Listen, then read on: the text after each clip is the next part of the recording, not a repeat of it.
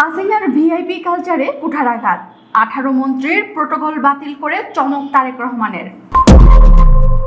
স্বৈরাচারী শেখ হাসিনার আমলে রাস্তায় মন্ত্রীদের গাড়িবহর মানেই ছিল সাধারণ মানুষের জন্য এক জ্যান্ত নরক।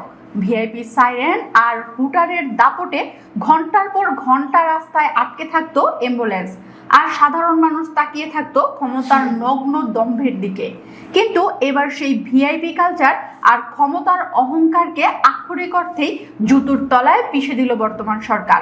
প্রশাসনিক দক্ষতা, জ্বালানি সাশ্রয় এবং ক্ষমতার দম্ভ চূর্ণ করতে এবার এক নজিরবিহীন মাস্টার স্ট্রোক দিল প্রশাসন। রাজধানী ঢাকায় চলাচলের ক্ষেত্রে এক ধাক্কায় 18 জন মন্ত্রীর সামনে থাকা পুলিশের এসকর্ট বা প্রোটোকল গাড়ি সম্পূর্ণ প্রত্যাহার করা হয়েছে।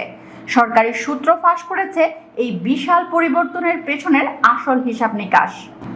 আগে মন্ত্রীদের নিরাপত্তায় যেখানে প্রায় 120 জন পুলিশ সদস্য নিয়োজিত থাকতেন, এই একটি সিদ্ধান্তে তা নেমে এসেছে মাত্র 30 থেকে 35 জনে।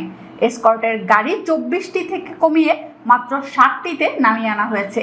এর ফলে মন্ত্রীদের পাহারায় থাকা 18টি গাড়ি এবং প্রায় 90 জন পুলিশ সদস্যকে এখন ভিআইপি ডিউটি থেকে সরিয়ে সরাসরি সাধারণ মানুষের নিরাপত্তায় রাস্তায় কাজে লাগানো যাবে। যানজট কমানো এবং রাষ্ট্রের জ্বালানি সাশ্রয়ে এটি এক ঐতিহাসিক পদক্ষেপ। তবে এই বিশাল ছাঁটাইয়ের পর রাজনৈতিক মহলে একটি বড় প্রশ্ন ঘুরপাক খাচ্ছে। কেন শুধু 7 জনকে এই বিশেষ সুবিধার আওতায় রাখা হলো? জানা গেছে, বর্তমানে স্থানীয় সরকার মন্ত্রী মির্জা ফখরুল ইসলাম আলমগীর, স্বরাষ্ট্রমন্ত্রী সালাউদ্দিন আহমেদ, অর্থ ও পরিকল্পনা মন্ত্রী আমির খসরু মাহমুদ চৌধুরী, সমাজ কল্যাণ মন্ত্রী অধ্যাপক ডক্টর AZM জাহিদ হোসেন, পররাষ্ট্রমন্ত্রী ডক্টর খলিলুর রহমান, বিদ্যুৎ ও জ্বালানি মন্ত্রী ইকবাল হাসান মাহমুদ এবং পরিকল্পনা উপদেষ্টা রাশেদ আল মাহমুদ তিতুমিরের এসকর্ট বহাল রাখা হয়েছে। কোন মাপকাঠিতে তাদের এই সুবিধা দেওয়া হলো তা নিয়ে প্রশাসন প্রকাশ্যে মুখ না খুললেও গোয়েন্দা ও পুলিশ কর্মকর্তারা ইঙ্গিত দিয়েছেন। অত্যন্ত স্পর্শকাতর মন্ত্রণালয় এবং নিরাপত্তা মূল্যায়নের ভিত্তিতেই শুধু এই শীর্ষ 7 জনের প্রোটোকল বহাল রাখা হয়েছে। সবচেয়ে বড় চমকটি এসেছে খোদ সরকার প্রধানের কাছ থেকে।